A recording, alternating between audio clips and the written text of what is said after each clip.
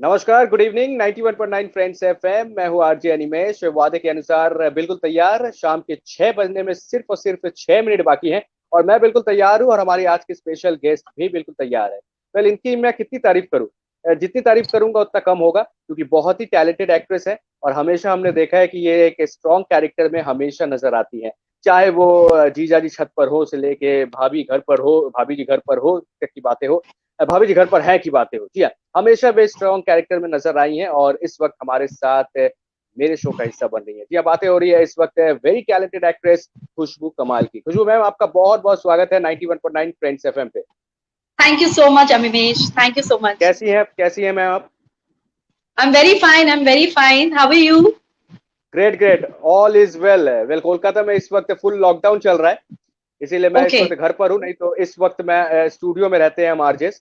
तो मैं जानना चाहूंगा, लॉकडाउन लेकर ही जब बातें हो रही है तो चलिए वहीं से शुरू करते हैं। मैम, ये कैसा, ये जो समय बीत रहा है पिछले 3 महीने, 3.5 महीने, 4 महीने का, क्या क्या चीजें, नई चीजें आपने डिस्कवर की अपने बारे में?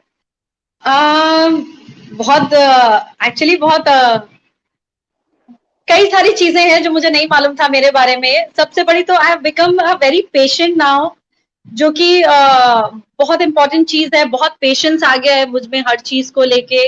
दूसरा, अपने अंदर की एक एक मैं बहुत एक्चुअली किसी भी चीज का इंतजार करना मेरे लिए बहुत बड़ी बात होती है। मैं मुझसे इंतजार नहीं होता है, बट अभी see because I don't have any option and anybody has, no one has any option just for waiting. तो अब हमें इंतजार करना ही पड़ेगा अच्छे टाइम का, अच्छे वक्त का, ताकि ये कोविड-19 से हम जल्दी से जल्दी, हमारी गवर्नमेंट कुछ अच्छे सॉल्यूशंस निकाले ताकि हमें वैक्सीन मिले और हम जी, फिर से बैक टू नॉर्मल लाइफ आए। आई कैन जस्ट होप कि ये सब कुछ बहुत जल्दी होगा। तो मैंने दो चीजें अपने बारे में डिस्कवर कर बिल्कुल। ली है। एक तो अभी मुझे थोड़ा इंतजार करना आ गया है, पेशेंस लेवल भी थोड़ा बढ़ गया है, टॉलरेंस पावर बढ़ गई है चीजों को लेके। ओके।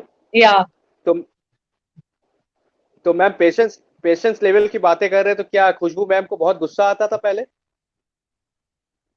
गुस्सा, यस, मैं बहुत जल्दी गुस्सा हो जाती हूँ। और मतलब क्योंकि पेशेंस नहीं है ना, तो इसलिए वो रिएक्शन हमेशा जितना मिलना चाहिए हमेशा ओवर द टॉप मिलता है किसी भी चीज को लेके। बिकॉज जब आप में पेशेंस जी, नहीं होता है तो आप हमेशा थोड़ा एक्स्ट्रा रिएक्ट करते हो। और जब आप पेशेंस होता है आप में, अगर आप पेशेंस, अच्छे पेशेंस वाले बंदे हो, तो आप थोड़ा नॉर्मल रिएक्शन देके छोड़ देते हो चीजों को।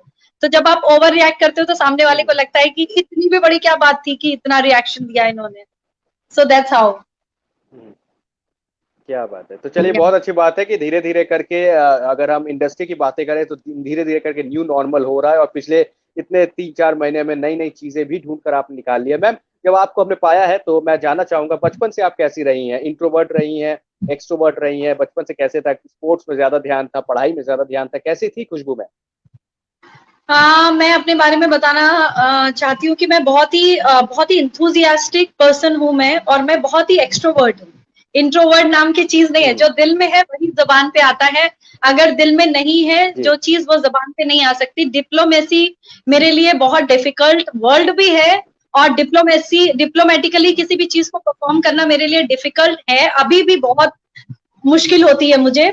मैं इक्वली रही हूँ। मेरा मेरा स्पोर्ट्स में इंटरेस्ट, मेरा कल्चरल इवेंट्स में इंटरेस्ट, और साथ ही साथ स्टडीज में ऑलमोस्ट इक्वल इक्वल रहा है।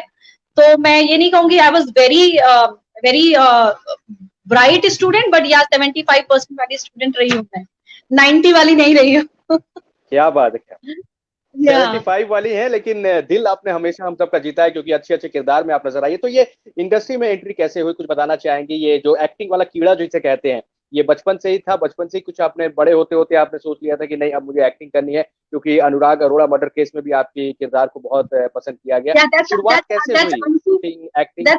अंकुर अरोड़ा मर्डर केस। अंकुर अरोड़ा, माफ कीजिएगा, अंकुर अरोड़ा मर्डर केस। तो कैसे ये शुरुआत हुई थी, कुछ बताना चाहेंगे? या ऑफ कोर्स, एक्चुअली मैंने बचपन में तो कभी भी नहीं सोचा था कि मैं एक्ट्रेस बनूंगी। मैंने बीटेक किया है chemical engineering, Bundelkhand Institute of Engineering and Technology. MNR UP का एक एग्जाम होता है जिसको मैंने क्वालिफाई किया था। मेरी ऑल ओवर इंडिया 1805 रैंक थी। तो मुझे क्या उसके बात। बाद झांसी का कॉलेज मिला था, जिसमें मैं झांसी के कॉलेज में एक्चुअली इलेक्ट्रॉनिक्स या कंप्यूटर साइंस चाहती थी, पर मुझे जो है मेरी रैंक की वजह से केमिकल इंजीनियरिंग ऑफर हुआ। फिर मैंने केमिकल इंजीनियरिंग ले लिया, बिकॉज अभी ग्रेजुएशन करना था, इंजीनियरिंग एग्जाम क्वालिफाई किया था। तो वो किया। अपना बीटेक करने के बाद when I move to Jhansi to Lucknow, तो वहां पर मैंने सहारा में जॉब किया था, जो सुब्रतो की कंपनी है सहारा, जो झांसी में जिसका हेड ऑफिस, सॉरी लखनऊ में जनपद में उनका हेड ऑफिस है, तो अलीगंज में, वहां पर मैंने उनको ज्वाइन किया। और उनको ज्वाइन करने के साथ ही साथ मैं उनका इवेंट डिपार्टमेंट संभालती थी। और वो इवेंट डिपार्टमेंट के साथ ही साथ मुझे कुछ दोस्त मिले जो थिएटर करते थे, तो मैंने उनके साथ एक 3 महीने की वर्कशॉप ज्वाइन की। और वो 3 महीने की वर्कशॉप ने पूरा मेरा माइंड ही चेंज कर दिया। मैं जॉब के मूड में ही नहीं रही, मैंने जॉब छोड़ा and I plan to move in Bombay. And उसके बाद पता ही नहीं चला कैसे चीजें ऑटोमेटिकली होती गई, और मैंने जो है वो फुल फ्लैज अपने आप को एज एन एक्ट्रेस उतार दिया। But yes, I am so much into theatre, because मुझे ऐसा लगता है, क्योंकि मैंने कोई बचपन से जैसे एक ट्रेनिंग लेते हैं, वो ट्रेनिंग तो ली नहीं थी। तो एक एक्टर को ट्रेंड होने के लिए जो बेसिक माध्यम होता है वो थिएटर होता है। तो मैं आज भी थिएटर करती हूँ, और थिएटर करना, स्टेज पे परफॉर्म करना, लाइव ऑडियंस के सामने परफॉर्म करना मुझे बहुत अच्छा लगता है। And I think that's how I improve my self as an actor. तो जब थिएटर की बातें हो रही है तो चलिए थिएटर की थोड़ी सी बातें हो जाए। मैं जानना चाहूंगा खुशबू मैम कि जब थिएटर में आपने शुरुआत की, थिएटर से आप जुड़ी, तो बताना चाहेंगे थिएटर और एक्टिंग जो हम फिल्मों में देख रहे हैं, जो सीरियल्स में आपको देख रहे हैं, तो कितना कितना अलग है, और किसे आपका पसंदीदा कौन सा होगा? एक्चुअली हर मीडियम जो है वो आपको कुछ ना कुछ सिखाता है। थिएटर जो है आपको लाइव ऑडियंस के सामने कैसे परफॉर्म करना है वो सिखाता है। एक्चुअली थिएटर में आपको when you are performing on stage, आपको रीटेक्स के चांसेस तो होते ही नहीं है। अगर आपने गलती की तो फिर आप गए काम से। तो आपको actually you have to very very very prepare what ever you are delivering in front of the audience. And कैमरे के सामने whether you are performing for television or cinema, वहां पर रीटेक्स के चांसेस रहते हैं। लेकिन दोनों में फर्क ये होता है कि जब आप सिनेमा के लिए या टेलीविजन के लिए आप एक सर्टेन फ्रेम में परफॉर्मेंस दे रहे होते हैं, तो जब आप एक सर्टेन फ्रेम में परफॉर्मेंस दे रहे होते हैं तो वहां आपको बहुत एंगल्स का ध्यान रखना पड़ता है कि आपने जरा भी मुंडी इधर से उधर की तो आपका वो आपने कितना भी अच्छा परफॉर्म किया हो, but you have to give the another take. But on stage क्या है, आपका बॉडी लैंग्वेज कुछ भी इधर उधर गया, that is you can be on the stage, but आपकी डायलॉग डिलीवरी में कुछ ऊपर नीचे नहीं होना चाहिए। या तो फिर आप इतने परफेक्ट हो कि अगर आपके डायलॉग्स ऊपर नीचे हो गए या कोई क्यू मिस हो गया है तो आप इंस्टेंट कहीं से भी पकड़ लें चीजों को। तो ये सारी चीजें जो है वो परफेक्शन के साथ आती हैं अनिमेश। ये करते करते एक एक्टर सारे माध्यमों में जो है वो अच्छा करने लगता है। उसको फिर डेलिबरेटली कुछ करने की जरूरत नहीं पड़ती है, वो नेचुरली उसकी परफॉर्मेंस में वो चीजें ऐड होने लगती है, क्योंकि वो एक आपने जो टाइम दिया होता है, चाहे वो थिएटर को दें या आप सिनेमा को देते हैं शूटिंग्स में या टेलीविजन को दें कैमरे के सामने, तो वो ऑटोमेटिकली चीजें जो है वो आपके माइंड में और सेट हो जाती हैं। उसके लिए आपको एक्स्ट्रा कुछ भी करना नहीं पड़ता है, जस्ट करते करते की चीजें हैं आपको आने लगती हैं। बिल्कुल बिल्कुल बिल्कुल। जब थिएटर की बातें हो रही है तो खुशबू मैम मैं जानना चाहूंगा कि थिएटर अब जो न्यू नॉर्मल का वक्त जा रहा है, इसमें काफी कुछ बदल गया है। देखिए मैं रेडियो चैनल से हूँ लेकिन डिजिटली आपका इंटरव्यू ले रहा हूँ, और फिर ये इंटरव्यू जो है ऑन एयर भी प्ले होगा। तो आपको क्या लगता है थिएटर, फ्यूचर ऑफ थिएटर अब क्या रहने वाला है? आने वाले 2-3 सालों में आपकी क्या टेक होगी? आई थिंक थिएटर का असली मजा तो वही है कि हम थिएटर में जाकर किसी भी चीज को देखें।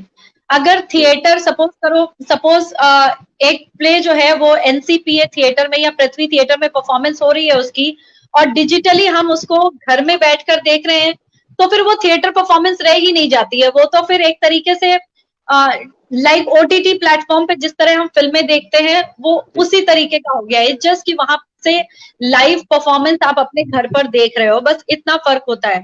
तो थिएटर का तो असली मजा थिएटर में जाकर वहां पर लाइव परफॉर्मेंस देखने का ही है। तो आई थिंक मुझे नहीं लगता कि थिएटर में ऐसा कुछ चेंजेस आने वाले हैं। ऑफ कोर्स आजकल फिल्में जो है वो डिजिटली ओटीटी प्लेटफॉर्म पे रिलीज होने लगी हैं। अभी गुलाबो सिताबो हुई है, फिर दिल बेचारा हुई है, अभी आने वाली और भी कई फिल्में हैं। अभी विद्या बालन की फिल्म आ रही है शकुंतला देवी, वो भी ओटीटी प्लेटफॉर्म पे अमेजोन पे रिलीज हो रही है। तो फिल्मों में तो आई थिंक ये पॉसिबल है, बट थिएटर मुझे लगता है कि अगर थिएटर के साथ भी ऐसा कुछ होगा तो वो मजा रहेगा नहीं। जो लाइव देखने का है वो चीज आई डोंट थिंक सो कि वो जो उसका एक जो उसको बोलते हैं ना कि वो जो एक खुशबू होती मजा है जो जो स्टेज पे, देखने की, जी वो बिल्कुल मजा होता है, वो नहीं रहेगी, वो खत्म हो जाएगा। बिल्कुल। बिल्कुल थोड़ा वक्त लगेगा, न्यू नॉर्मल के बाद सब कुछ हम आशा कर रहे हैं कि धीरे धीरे करके नॉर्मल होता हुआ नजर आएगा। लेकिन खुशबू मैम मुझे बताइए कि अब तो हम देख रहे हैं कि धीरे धीरे करके टीवी सीरियल्स की हो या फिर मूवी की भी हो, कम लोगों के साथ शूटिंग जो है वो शुरू हो रही है। तो आप इसके बारे में कुछ कहना चाहेंगे, क्योंकि हमने आपको देखा है कि आपने वीडियो भी किए शेयर किए थे कि किस तरह से हमें मास्क पहनना है, किस तरह से हमें अपने आप को बचाना है, प्रिकॉशंस लेनी है। तो आप शूटिंग के बारे में कुछ कहना चाहेंगी? आपने क्या शूटिंग अभी शुरू की है कि अभी आप होल्ड में, अभी आप नहीं कर रही? नहीं, मेरी अभी कोई भी शूटिंग शुरू नहीं है। I am in talk with one more show which is coming on सब TV.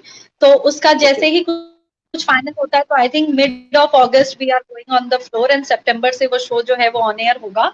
But yes, I'm not finalized. I'm still in talk with the makers of the show. First thing, and second, yes, they have started shooting because उनको जो भी show on air थे और in between because of the pandemic जिन भी shows को off air जाना पड़ा या अपनी shooting बंद करनी पड़ी, और 4 महीने से या 4.5 महीने से जिन लोगों ने shooting नहीं की है, but I think this is high time. Shooting शुरू हो चुकी है, but I think all the makers are coming up with lot of precautions. सारे मेकअप आर्टिस्ट जो है वो पीपीई किट को पहनकर मेकअप करते हैं, फेस शील्ड होती है, वहां पर वो थर्मल चेकिंग्स हो रही हैं, पूरे जो भी लोकेशन है उसको सैनिटाइज किया जा रहा है, और बहुत मिनिमम क्रू एंड आर्टिस्ट के साथ में वो लोग शूटिंग कर रहे हैं। तो I think it's a good start. Let's see आगे कैसी चीजें होती है, बिकॉज अभी शूटिंग जो भी स्टार्ट हुई है वो 8 जुलाई से हुई है, 10 जुलाई से हुई है।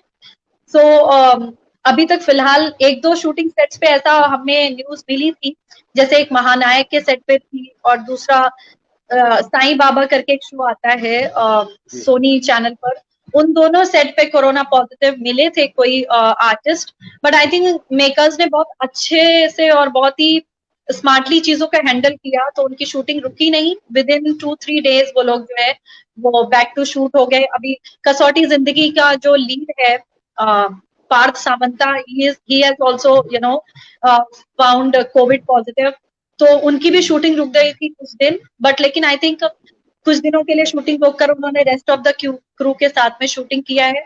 तो वो आई थिंक यार they are coming up with lot of precautions, and I think actors का इंश्योरेंस भी करवा रहे हैं। बहुत सारे जो मेकर्स हैं उन्होंने एक्टर्स का इंश्योरेंस भी करवाया है, सो दैट अगर कुछ मेजर एक्सपेंसेस की जरूरत पड़े तो वो एक्टर के इंश्योरेंस से कवर कर सकते हैं।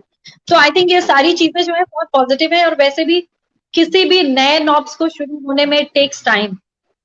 हर चीज आप इमिडिएटली किसी भी चीज को बहुत फुल फ्लैज वे में नहीं ला सकते। कहीं ना कहीं मेकर्स को भी थोड़ा बहुत ये डर है शूटिंग करते हुए भी, but still they are taking chance, and I am keeping my finger cross कि जो लोग भी शूटिंग कर रहे हैं, I am praying good for them कि वहां पर सब कुछ अच्छा रहे, सबके शूटिंग सेट्स पे सब अच्छे से काम करें और अपने घर पैकअप करके विदाउट एनी इन्फेक्शन जाए।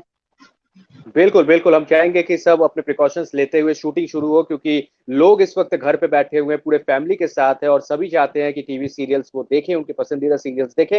वेल मेरे दो पसंदीदा सीरियल्स हैं जीजा जी छत पर हैं और भाभी जी, तो बताना चाहेंगे एक्सपीरियंस कैसा रहा?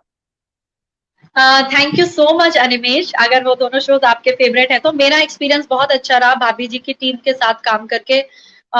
आसिफ शेख एंड जो भी दूसरे अदर रोहिताश सर एंड जो भी दूसरी एक्ट्रेसेस हैं, उन सब के साथ, उनकी पूरी यूनिट के साथ काम करके मुझे बहुत अच्छा लगा। एंड मैं आपको ये भी बताना चाहूंगी कि जिस प्रोडक्शन हाउस का ये शो है एडिट 2 का, तो हमारी जो प्रोड्यूसर हैं Binaifer Kohli and Sanjay Kohli sir, they have always been very very kind to me. उन्होंने हमेशा मुझे काम दिया है। मैंने उनके FIR उनका एक शो आता था सब टीवी में, उस शो से मैं उनके साथ में जुड़ी थी। फिर उसके बाद FIR बंद हुआ, उन्होंने मुझे भाभी जी में काम दिया। फिर उन्होंने मुझे जीजा जी छत पर है में मौका दिया. So I think they have been always very very kind to me and हमेशा मुझे काम देते हैं. जब भी उनको लगता है कि इस किरदार में खुशबू को ट्राई करना चाहिए, हमेशा उनकी तरफ से मुझे कॉल आता है. And my director Shashank Bali sir, he has also been very very kind. And comedy कैसे करना है, टाइमिंग क्या होती है एंड कैसे पंचेस कैसे पकड़े जाते हैं, ये सब कुछ मैंने एक उसी सेट से सीखा है बेसिकली टेलीविजन को परफॉर्म करते हुए. तो yes, I am very very thankful to whole team of Bhabi ji घर पर है एंड जीजा जी छत पर है and my producers Binaifer Kohli and Sanjay Kohli for giving me chance to work with them and I am hoping that they will continue working with me in future also. बिल्कुल बिल्कुल, शशांक बाली मेरे बहुत ही करीबी फ्रेंड हैं और जब जब उनके साथ बातें होती है काफी अच्छा लगता है और बहुत ही टैलेंटेड है वो, क्योंकि हमने उनको हमेशा देखा है कि कुछ ना कुछ वो अपने दिमाग से नई नई चीजें निकालते रहते हैं, जैसे कि नामी जो है वो काफी हटकर है सीरियल्स की. वेरी बिल्कुल इनोवेटिव. बिल्कुल, बहुत इनोवेटिव है. जब जब मैंने बात किया, मैंने पूछा है उनसे कि आपके इस तरह के नाम क्यों होते हैं, वो कहते हैं कि इस तरह के नाम ही ज्यादा क्लिक करते हैं, लोगों में एक एक्साइटमेंट पैदा करते हैं, इसलिए उनके सीरियल्स के नाम छत पर और घर पर ही रह रहे हैं आजकल. ओके, तो खुशबू मैं जानना चाहूंगा आपसे, मुझे ये बताइए कि जब आपको हमने पाया है और बचपन की भी हमने बातें की है, खुशबू पहला पहला इनकम जो होता है हमारा वो बहुत हमारे दिल के करीब होता है. तो पहली पेमेंट जो आपको मिली थी, चेक हो कैश हो, क्या आपको याद है कैसे मिली थी और आपने उसका क्या किया था? एक्चुअली जो मुझे सबसे पहला इनकम मैंने इनकम की थी वो मैंने टेलीविजन से नहीं की थी, तब मैं एक्ट्रेस नहीं थी. I have just passed my 12th standard and जो 2 महीने की गर्मी की छुट्टियां होती हैं, अप्रैल मार्च में एग्जाम खत्म हो गए थे, आई think mid of April exam खत्म हो गए थे. एंड आई एम समवन जिसके लिए ना कहीं पर एक जगह बैठना बड़ा मुश्किल है. मैं I always want to keep my self busy doing in something or other thing. तो जब 2 महीने की गर्मी की छुट्टियां खत्म हो गई तो अब मेरे पास करने के लिए कुछ था ही नहीं, बिकॉज सिलेबस ओवर हो गया था, सारी पढ़ाई खत्म हो गई थी. तो actually one of my friend, तब मैं कानपुर की रहने वाली हूँ, तो कानपुर में नए नए मॉल्स बने हुए थे. नए नए तो नहीं, आई थिंक मॉल्स तो काफी पहले बन गए थे, पर कोई एक नया मॉल बना था जिसमें कुछ एक नए नए काउंटर्स आकर खुले थे, तो उनके सेल्स गर्ल्स की जरूरत थी उनको.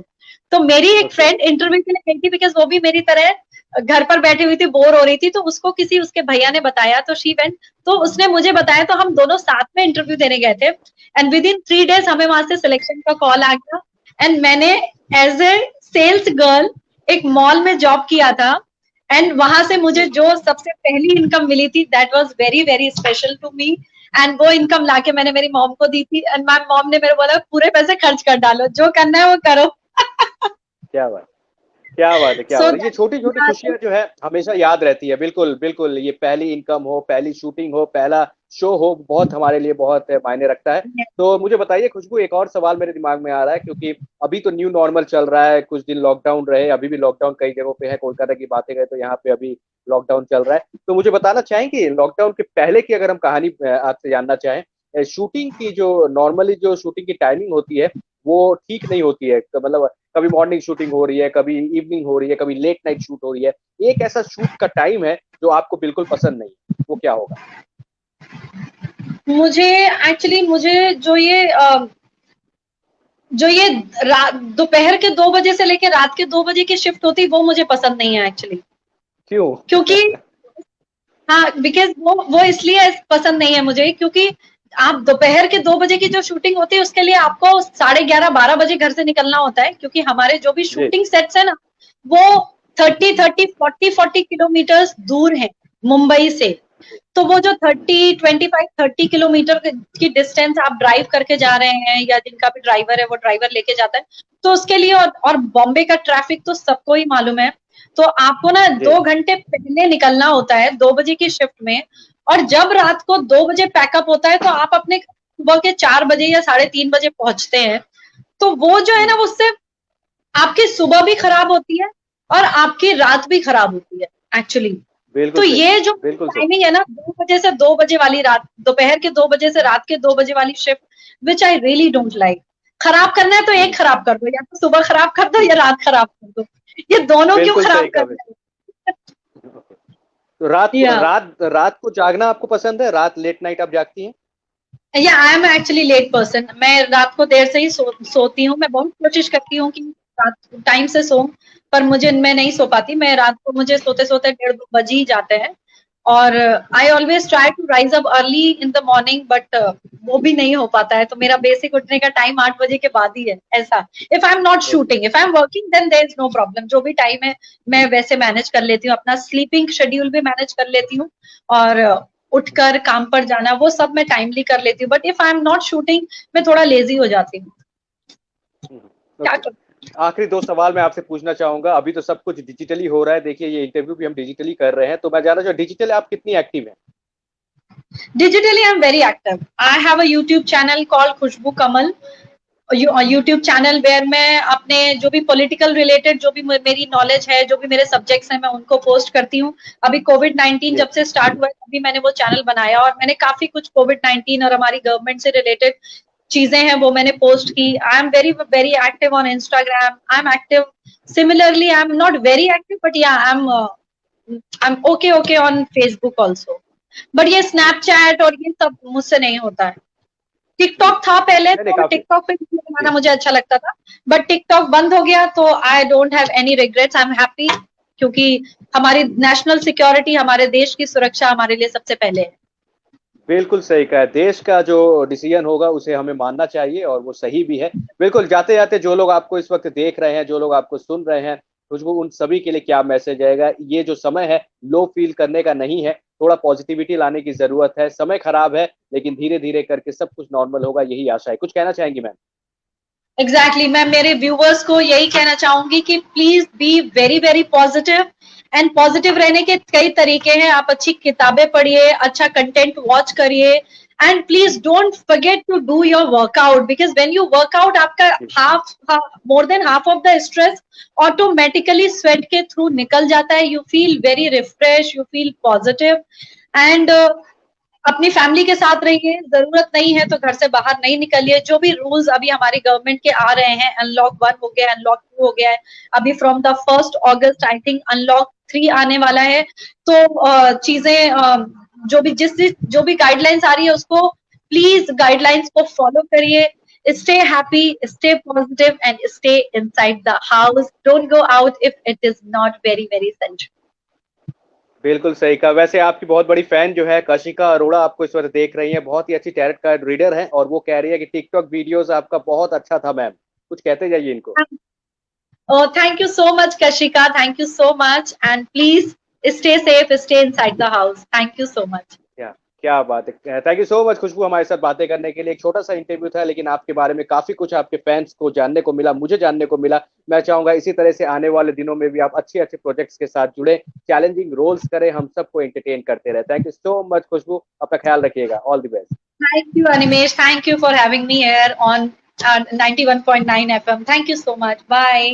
Thank you so Thanks. Much.